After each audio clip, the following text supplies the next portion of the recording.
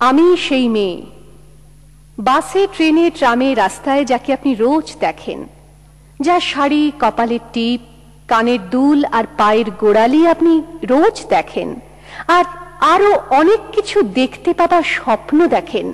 স্বপ্নে যাকে ইচ্ছে মতন দেখেন, আমি সেই মেয়ে।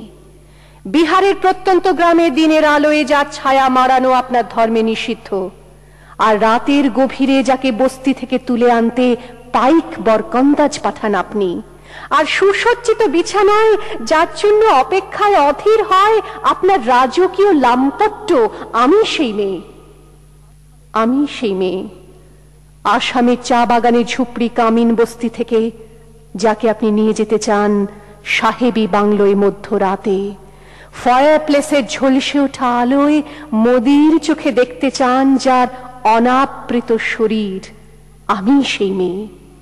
রাজস্থানের শুকনো উঠোন থেকে পিপাসার জল আনতে যাকে আপনি পাঠিয়ে দেন 10 মাইল দূরের সরকারি ইদারায়, আর 20 মাইল হেঁটে ক্লান্ত বিধ্বস্ত যে রমণী ঘরা কাঁখে ঘরে ফিরলেই যাকে বসিয়ে দেন চুলার আগুনের সামনে আপনার রুটি বানাতে, আমি সেই মেয়ে।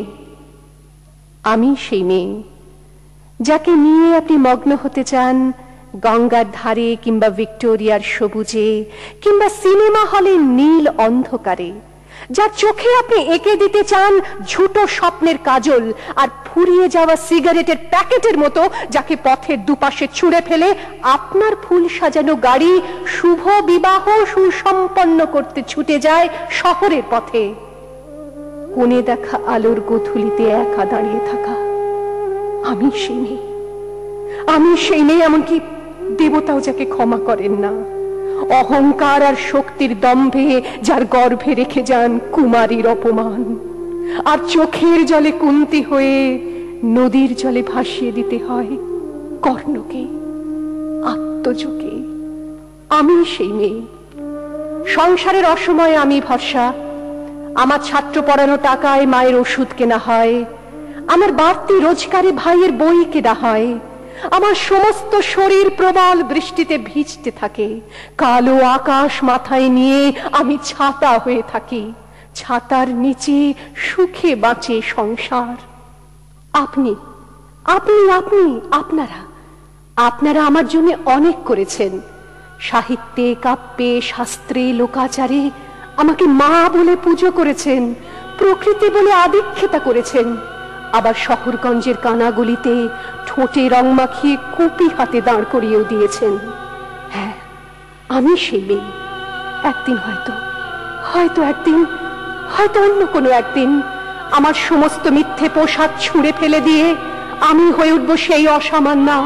খোলা চুল, মেঘের মতো ঢাকবে আমার খোলা পিঠ, দু চোখে জ্বলবে ভীষণ আগুন, কপাল ঠিকরে বেরোবে ভয়ঙ্কর তেজরশ্মি, হাতে ঝলসে উঠবে সেই খড়গ, দু পায়ের নুপুরে বেজে উঠবে রণদুন্দুভি, নৃশংস অট্টহাসিতে ভরে উঠবে আকাশ।